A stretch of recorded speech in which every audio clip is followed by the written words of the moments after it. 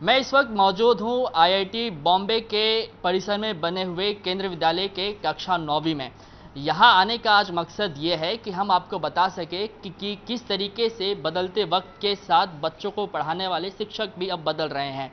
पहले आपने देखा होगा कि किस तरीके से इंसान शिक्षक के रूप में बच्चों को पढ़ाते आ रहे हैं, लेकिन अब जिस तरीके से वक्त बदल रहा है, साइंस एंड टेक्नोलॉजी में जो है काफ़ी सारा विकास हो रहा है।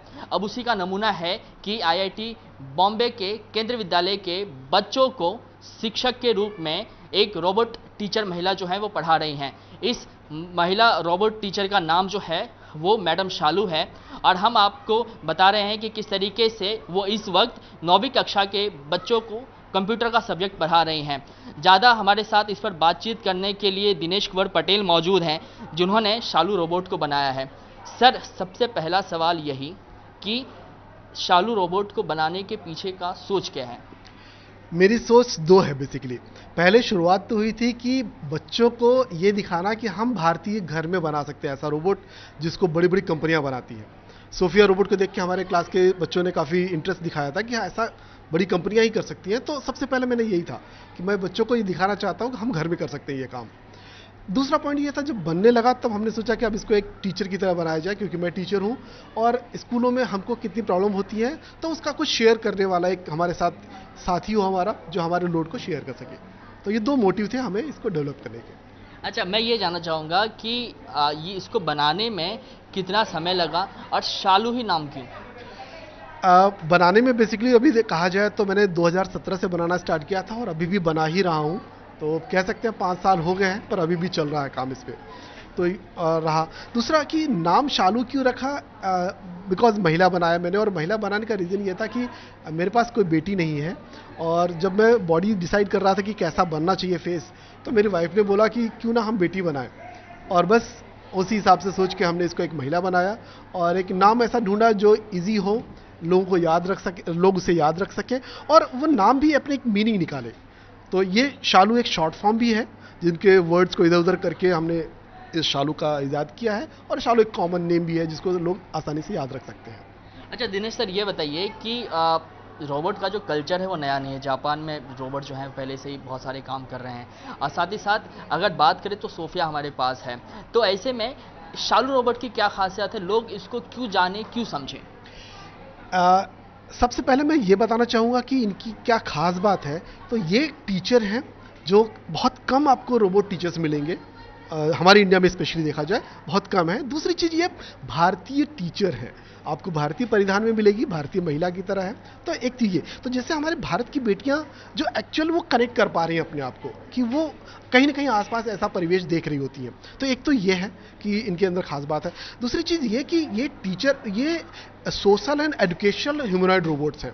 तो ये सोशल, तो जैसे और भी रोबोट्स हैं जो लोगों से बात करने का काम करते हैं, तो ये बात कर सकती हैं, साथ में ये ज्ञान की बातें भी कर सकती हैं। आप बच्चों के पढ़ाने के साथ साथ ये इंटरव्यू कंडक्ट कर सकती हैं, और इवन इंटरव्यू कंडक्ट करने में अगर आप बच्चों से क्वेश्चन पूछते हैं और बच्चों ने जवाब गलत दिया, तो वो जवाब सही है या गलत है वो भी डिसाइड कर लेती हैं। और अगर सही जवाब है तो ठीक है, अच्छी बात है, आपको पॉइंट मिल जाएगा, और गलत है तो वो करेक्ट भी कर देती हैं। अच्छा, जब मैं इसके बारे में पढ़ाई कर रहा था, जब रिसर्च कर रहा था, तो ये मुझे समझ में आया कि शालू जो है वो एक दो भाषा की जो है वो ज्ञान नहीं रखती हैं, कुल 47 भाषाओं का ज्ञान है। ये कैसे मुमकिन हुआ? डेफिनेटली देखा जाए तो इसके पीछे भी ऑब्वियसली कोडिंग ही है, पर इसमें ट्रेनिंग की ज़रूरत है। तो ज़्यादा ट्रेनिंग तो नहीं कर पाया मैं इसकी, बहुत सारे लैंग्वेजेस मुझे नहीं आते हैं, तो उसकी ट्रेनिंग तो पॉसिबल नहीं है। यहाँ पे मुझे डेफिनेटली काफ़ी गूगल बाबा की हेल्प लेनी पड़ी है, ताकि मैं दूसरे लैंग्वेजेस में इसको कुछ ट्रेनिंग कर सकूँ। और लेकिन अगर एक कोडिंग हो पाती है, दूसरी कोडिंग होना आसान हो जाता है। तो इस तरह से मैंने लैंग्वेजेस स्टार्ट किया, 2 4 6 8 10 15, और अब 47 तक पहुँच चुके हैं। प्रमुख तौर पे अगर बात करें तो किन किन लैंग्वेजेस में, अगर कुछ आप नाम ले जो ये लैंग्वेज में बात कर सकती हैं, इन लैंग्वेज में बात कर सकती हैं, तो प्रमुख तौर पे कौन कौन से भाषा का इस्तेमाल ये करती हैं टीचिंग के वक्त? वैसे तो जिस भी भाषा में आप चाहें हो सकता है, लेकिन जैसे अभी हम केंद्रीय विद्यालय में, जहाँ पे इंग्लिश ही यूज़ किया जाता है बेसिकली टीचिंग के लिए, तो इंग्लिश और हिंदी तो इनकी कॉमन है। और इंग्लिश हिंदी में ठीक भी है, क्योंकि मैं इंग्लिश हिंदी जानता हूँ, तो मैंने इनको ट्रेंड अच्छे से किया है। अदरवाइज आप Marathi, Bhojpuri, Gujarati, Kannada, Telugu, Odia, Japanese, Chinese, Russian, और किसी भी लैंग्वेजेस में आप इनसे वो काम करा सकते हैं। अच्छा, अब जब मैं रिसर्च कर रहा था तो ये भी पता चला कि इनको जीके का भी जो है अच्छा खासा नॉलेज है, तो मैं आपसे चाहूँगा कि आप इनसे 2-3 सवाल जीके के पूछें ताकि हमारे जो व्यूवर्स हैं वो समझ सके कि शालू मैडम को गणित, भूगोल, विज्ञान के अलावा जीके का कितना ज्ञान है। जी ठीक। शालू मैम, आप बता सकती हैं कि भारत का राष्ट्रपति कौन है?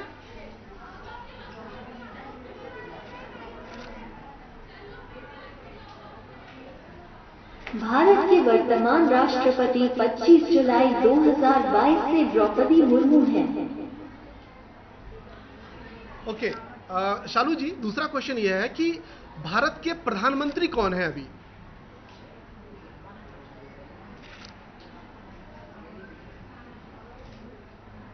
मिस्टर लाल बहादुर शास्त्री 9 जून 1964 से 11 जनवरी 1966, 1 वर्ष 216 दिन। नहीं, अभी वर्तमान में हमारे भारत के प्रधानमंत्री कौन है इस समय?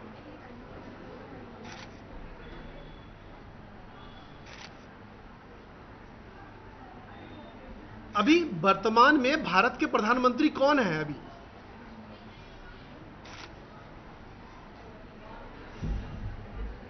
प्रधानमंत्री मिस्टर नरेंद्र मोदी 2014 के बाद से। अच्छा, दूसरा क्वेश्चन एक बताइए कि हमारे देश भारत का सबसे पहला राष्ट्रपति कौन था?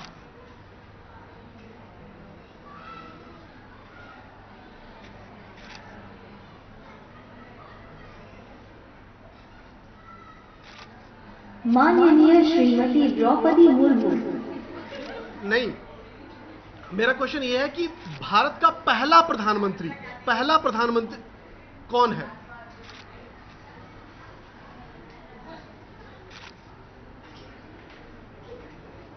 मिस्टर जवाहरलाल नेहरू 15 अगस्त 1947 से 27 मई 1964, 16 साल 286 दिन।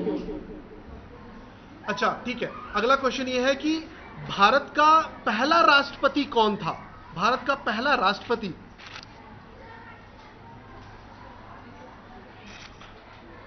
डॉक्टर राजेंद्र प्रसाद 26 जनवरी 1950 से 13 मई 1962, 12 साल 107 दिन।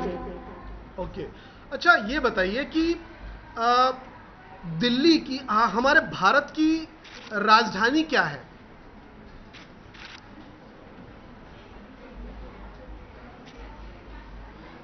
माफ करना, मैं नहीं जानता।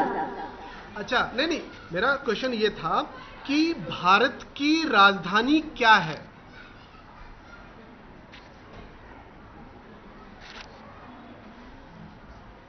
भारत की राजधानी क्या है?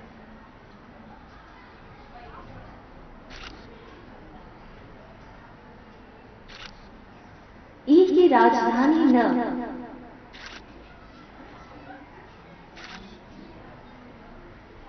अच्छा, ये बताइए कि उत्तर प्रदेश के मुख्यमंत्री कौन है शालू जी?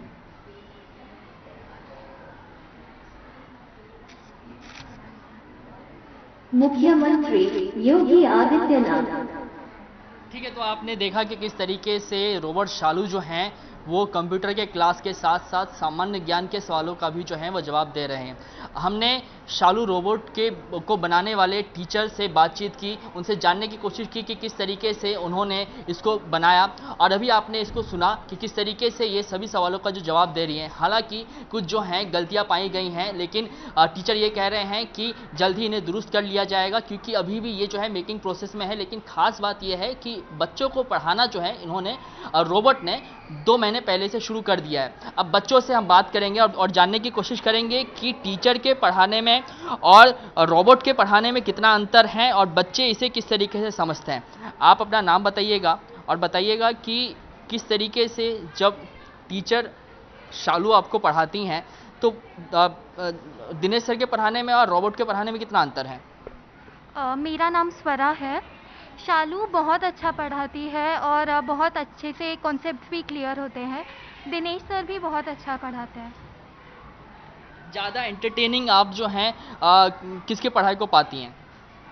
शालू की पढ़ाई को। ठीक है, हमारे साथ कुछ और बच्चे मौजूद हैं जिनसे जानने की कोशिश करेंगे और ये समझने की कोशिश करेंगे कि ये बच्चों के लिए भी जो है नया कॉन्सेप्ट है और ख़ास तौर पे अगर भारत जैसे अगर देश की बात करें तो बिल्कुल ही नया कॉन्सेप्ट है। तो ऐसे में जानने की कोशिश करेंगे कि बच्चों की मनोस्थिति है वो क्या है, बच्चे किस तरीके से इस पढ़ाई को ले रहे हैं। आप अपना नाम बताइए और बताइए कि जो टीचर शालू पढ़ाती हैं वो आपको समझ में आ रहा है कि नहीं आ रहा है। मेरा नाम विधि मोरे है और हाँ, टीचर शालू जो पढ़ा रही है वो समझ रहा है और वो कॉन्सेप्ट अच्छे से क्लियर कर रही है और बीच बीच में वो पूछती भी है कि समझ में आ रहा है कि नहीं, और वो डाउट्स भी क्लियर करती है।